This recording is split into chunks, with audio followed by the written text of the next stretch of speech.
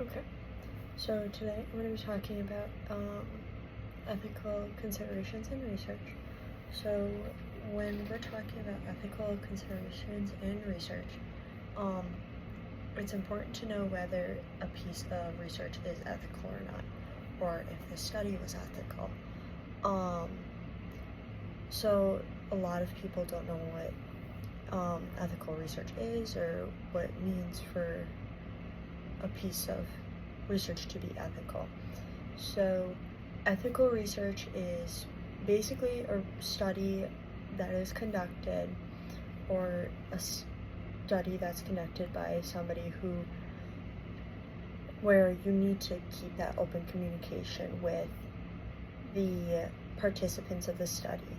So what I mean by that is like for if you're a participant, like you want to know what you're getting into with the study. You want to have like a debrief possibly prior, but you also are going to want one after the study is conducted in order to know whether like what exactly the researcher was looking for when they wanted to conduct this study. It's also important to like obviously get the consent of, if they're a minor, getting consent from the parents to make sure that they're fine with this whatever study it is being conducted on their child. But then also since for adults, you want to make sure that you have a say, like whether you are comfortable or not with whatever study is going to be done involving you. So, and it's important to keep this because without having that like communication between the participants and the scientists and the researchers conducting the study, if you don't have that, they aren't going to want to have more people wanting to get involved in the study. And then also just in general, the whole like feel the science is going to decline with the amount of participants they're going to want to have, like volunteer themselves or want to just possibly be a part of the study. If you don't have that, you're losing trust in like your safety aspect, which it's very important in studies to keep that. So to talk about like some examples that are not ethical. So for one, there's the classical conditioning study. So it's known by researchers that some dogs were trained to salivate at the sound of a bell, the bell initiate switched something in the brain of the dog's mind that, oh, food's ready whenever they hear the bell. So they were trying to get something similar when they conducted this on a little baby boy. So in this study, they took a little boy and gave him a white mouse. It was a live white mouse, but whenever he went to go interact with the mouse or got near him, they would have some loud noise go off. So after it happening so much, the kid got scared because you are having whenever this rat is coming near you, there's a really loud noise, and he's young, so he's obviously going to get scared. And the unethical part of this research, for starters, when this study was conducted, there was no correlation whether there actually was implied if there was consent by the parental figure of this child, that the study being done was okay with them.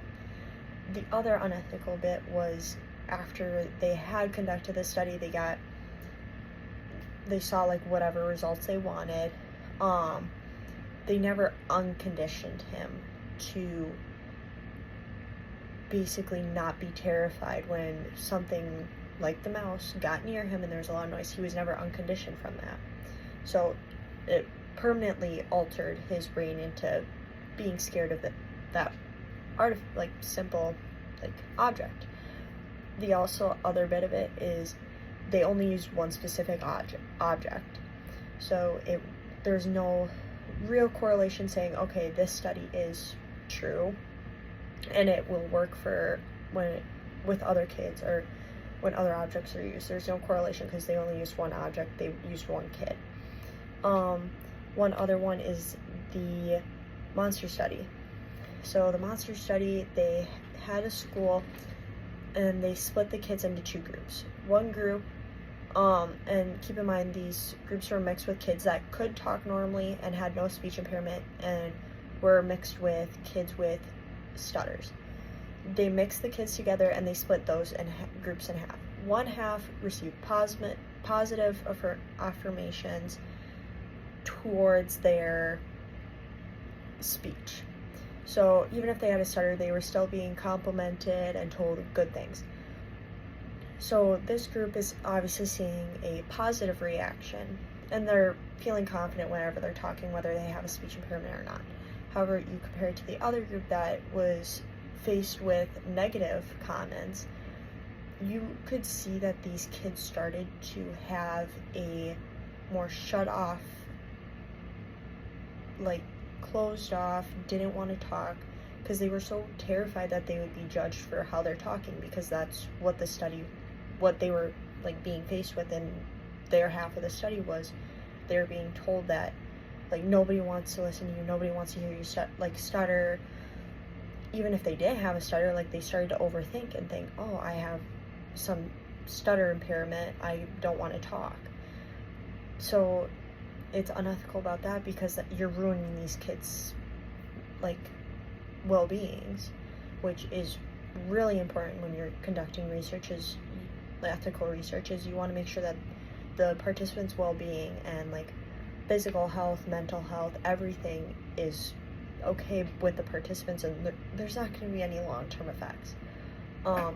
So overall, if you're going to try to conduct your own study, or you want to participate in a study, or you're trying to find a piece of research, it's important to note that you want to know what ethicality is, and making sure that you're applying it to your own study, a study you want to participate in, or a piece of research that you're trying to find. You want to make sure that what you're doing or what you're trying to find is ethical.